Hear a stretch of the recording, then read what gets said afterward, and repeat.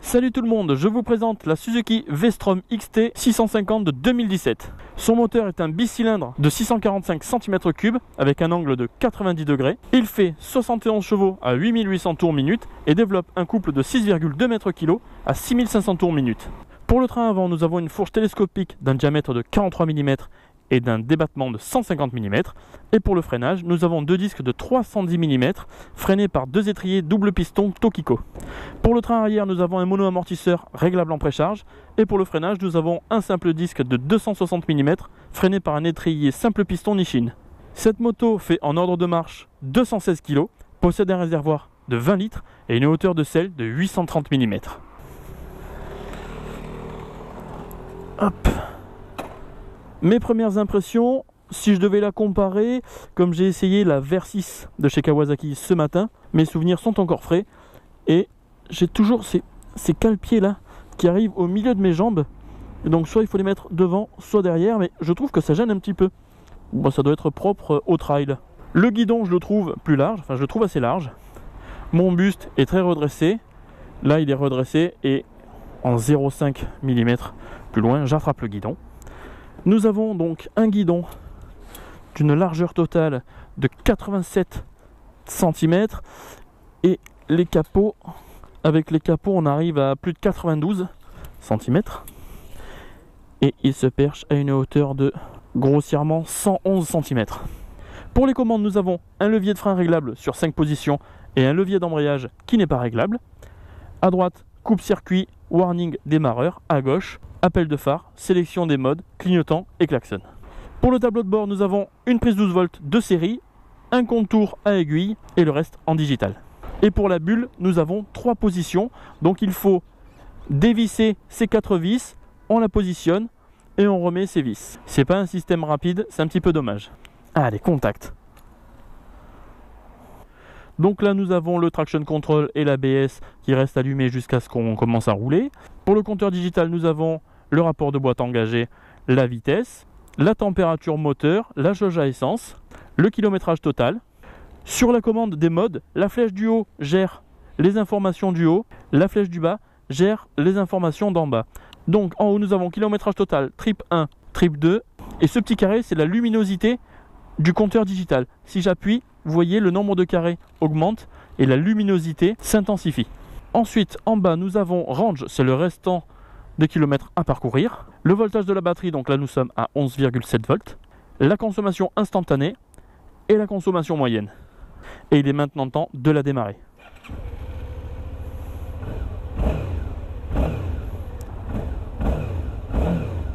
J'aime beaucoup sa sonorité.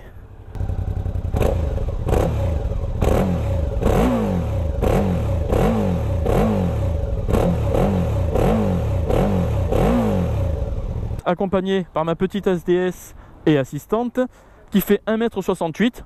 Voilà, c'était juste pour vous montrer un petit peu en fonction du gabarit ce que ça donnait. Je voudrais vous montrer un dernier petit truc. Le démarrage, juste une petite pression suffit pour qu'elle se lance toute seule. Alors je sais pas si on va passer là, oui. Vous connaissez le système d'aide au démarrage Suzuki? Eh bien je vous le montre, regardez. Voilà. La moto accélère légèrement pour éviter de caler. Et c'est pas plus mal.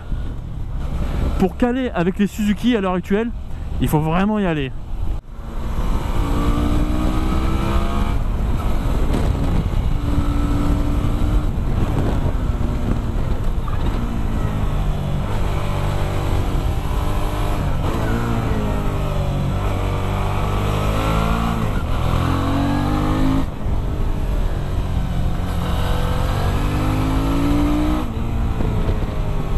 Elle est hyper joueuse. Ah, la cylindrée est géniale.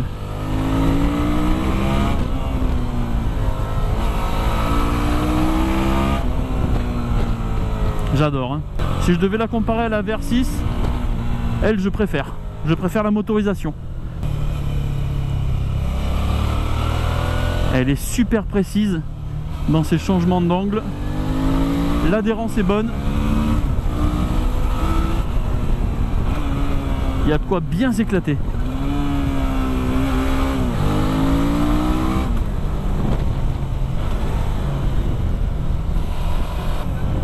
Elle met en confiance. Et les pneus d'origine sont géniaux. Ah ouais, franchement, qu'on roule tranquille ou qu'on arsouille un petit peu, elle répond présente.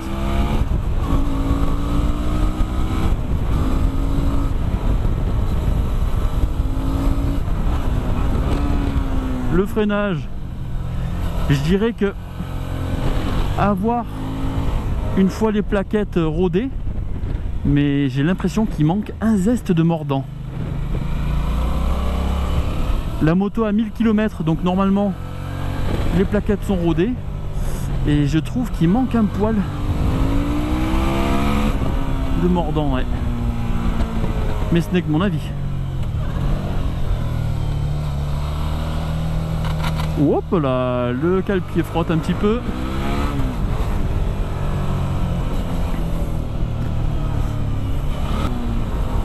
Elle procure de très bonnes sensations.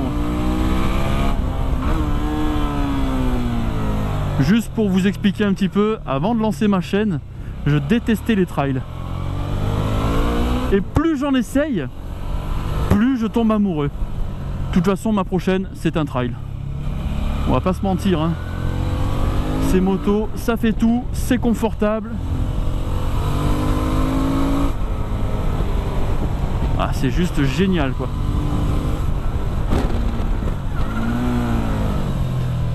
Si on veut arsouiller, on peut. Si on veut rouler pépère, on peut. Mais en tout cas, le confort est là.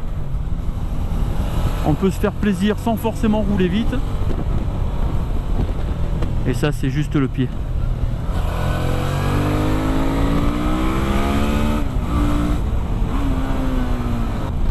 La mise derrière, je ne la sens même pas. Et si elle veut se caler contre le top case, elle se met en mode canapé. Bon, pour ça, il faudrait que je lève le pied un peu.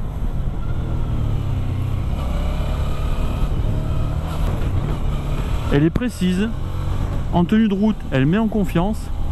Mais c'est juste ce freinage, vraiment, je persiste, hein, mais il manque un petit peu. Alors il manque un petit peu, mais si on s'agrippe fort sur la poignée, forcément, il y a une réponse, hein. Attention, je vais tenter. Ouais, bon, ça va. Ça va, ça va.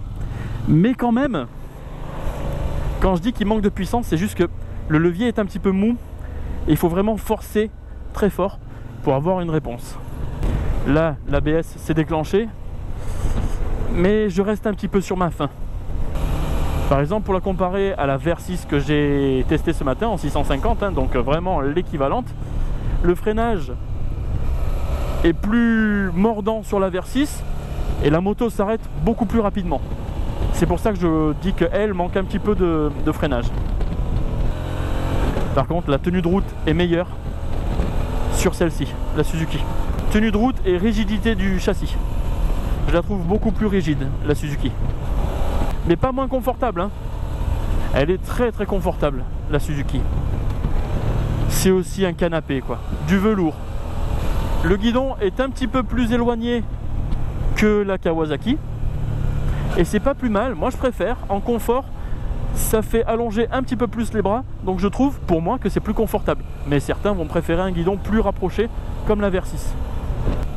C'est le panard, hein, ce genre de moto. C'est un canapé. Ça se conduit au couple. On regarde la vue. C'est le top.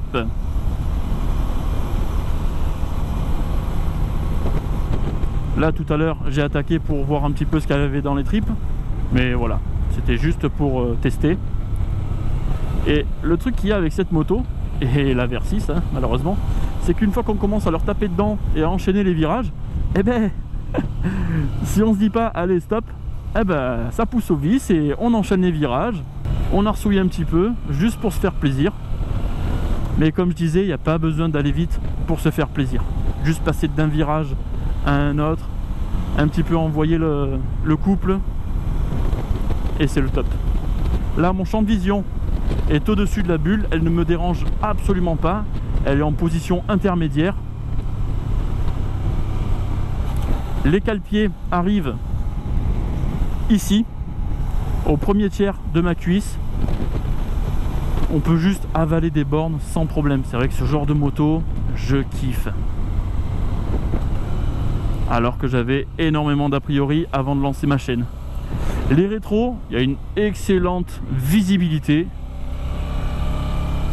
Il tombe tout seul sous le regard. Et on voit très très bien derrière. Ça c'est bien. C'est une moto qui consomme pas énormément. Le vendeur m'a dit qu'on pouvait faire entre 400 et 450 km avec un plein. Donc franchement, c'est un point très positif. Et les révisions, il m'a dit aussi que c'était tous les 12 000 km. Donc, un chameau, un vrai chameau. Là, pour vous dire, en roulant tranquille, voilà. Je suis avec ma petite SDS peinard. Je prends quasiment autant de plaisir que quand j'ai arsouillé tout à l'heure. C'est un autre plaisir, mais je trouve qu'il est relativement équivalent. Donc là, je suis sur la V-Strom 650 XT. Et ce qui change avec la version normale, la version classique, c'est les jantes. La version classique a les jantes en aluminium, celle-ci a les jantes à rayons. Il y a un sabot en plastique dessous le moteur pour protéger et les pare-mains ici. Vous voyez, les gros pare-mains là, c'est juste pour la XT. Jantes, sabots, pare-mains. C'est juste ça qui change. Autant le frein avant manque un zeste de réactivité, mais autant le frein arrière est pas mal du tout. Il est assez réactif. Hop, petit demi-tour pour voir. Ah bah il y a un bon angle de débarquage. Excellent même. En termes de couple, là vous voyez je suis à 60 km/h en 5e, en montée à 3000, à peine plus de 3000 tours minute. J'accélère. Aucune secousse. Juste de très légères secousses, mais franchement, une très bonne douceur. C'est vrai qu'à l'époque, les bicylindres étaient réputés, et c'était pas qu'une réputation, ils secouaient le pilote comme un cocotier, mais maintenant, ils ont énormément gagné en souplesse. Et franchement, vous voyez, là je suis à 3500 tours en 5e, à 70, poignée dans l'angle, même pas ça vibre. Impressionnant. Vraiment beaucoup de douceur. Ah, j'ai oublié de vous dire tout à l'heure.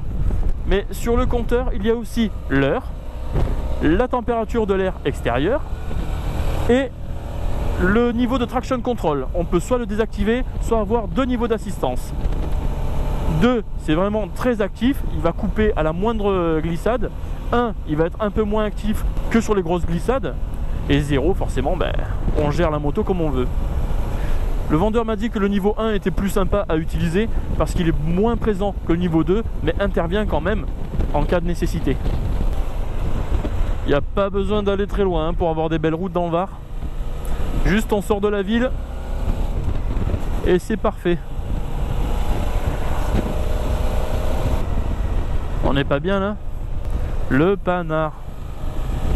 Petite route sinueuse. Trail fort sympathique. Il fait 9 degrés. Nous, bien sûr, à Toulon, ben, qu'est-ce qu'on fait quand il fait 9 degrés? Ben, on se plaint. On est le 13 décembre, il fait 9 degrés. Je pense que dans d'autres régions, ils aimeraient bien avoir ce temps-là.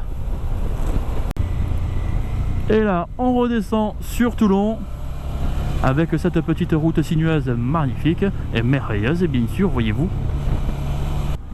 Pour en revenir à cette V-Strom, comme je la trouvais pas forcément top esthétiquement, j'ai fait passer d'autres motos avant que je préférais personnellement, et celle-ci, je tardais un petit peu à la faire essayer. Et c'est vraiment parce que Ropars 71 m'a demandé de faire cet essai que je l'ai privilégié. Chose que je fais parfois. Et vraiment, comme là, je l'essaye, je me fais ma propre idée. Esthétiquement, je la trouve même plus jolie parce qu'elle me plaît à conduire. Je sais pas si ça vous est déjà arrivé, mais vous trouvez une moto moyenne esthétiquement, une fois que vous la roulez, qu'elle vous plaît au guidon, et ben elle vous plaira en extérieur. Elle se conduit à deux doigts, regardez, hop, hop, hop. Et hop, comme un vélo. C'est ça qui est bien avec les grands guidons, c'est que c'est très maniable.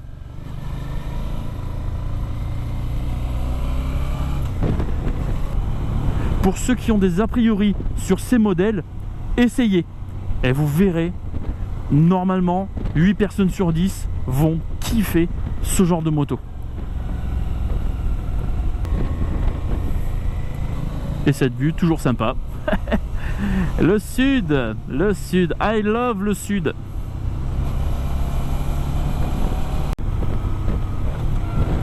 Qu'est-ce qu'il enchaîne les virages avec facilité. C'est affolant. Du caviar au niveau châssis, au niveau suspension, conduite. Et en plus, elle est largement abordable. Pour se faire plaisir, c'est pas super cher comme petite bécane, hein. Ah, toi, tu me fais de l'œil, toi. Toi, tu me fais de l'œil. Attention, je suis pas un garçon facile, moi.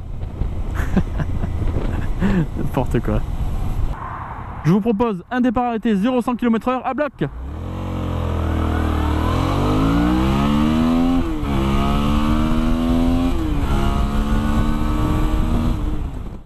Pour les régimes moteurs, à 110, nous sommes à 5000 tours minute. Et à 130, à 6000 tours minute. Voilà, c'est la fin de cet essai. J'espère que vous avez aimé. Pour ceux qui ne me connaissent pas, n'hésitez pas à liker, commenter ou vous abonner à ma chaîne. Ça fait toujours plaisir, c'est encourageant. Et je vous dis à la prochaine pour un autre essai. Mais là, je vais vous remontrer le démarrage d'assistance. Regardez, hop. Voilà. On ne peut pas caler. La moto accélère un petit peu pour justement ne pas caler. Et ça, c'est bien. C'est un très bon point. Allez, je vous dis à la prochaine. Ciao. Juste avant de vous quitter, en conso moyenne, je suis à 5,2 litres au 100. Je remercie encore une fois la concession Axe Moto pour m'avoir prêté cette super bécane. Alors Miss Tinguette, tes impressions en tant que passagère? En tant que passagère, j'ai l'impression que les cale-pieds sont relativement bas, du coup on a vraiment l'impression de s'asseoir dans son canapé. Ouais. Le top case derrière, c'est bien, non? Pour te caler contre? C'est plus pratique, ouais. La selle, comment tu l'as trouvée? Super, méga confortable. Cool. Du coup que le pilote il prenne des accélérations, qu'il prenne des dos d'âne ou qu'il s'envoie sur une route cabossée, c'est très bien. D'accord. On sent rien. Ok. Donc tu as aimé cette moto ou non? Oui. Toi qui as roulé sur ma CB500, sur la VFR de ton ami, plus confortable ou moins confortable que la VFR par exemple, hein? Beaucoup plus confortable. Plus confortable quand même, hein? Plus redressé, plus confortable. On bouge pas du tout dessus. Ouais. On bouge pas, on est bien. Allez, ça va. Bon ben merci pour ton avis.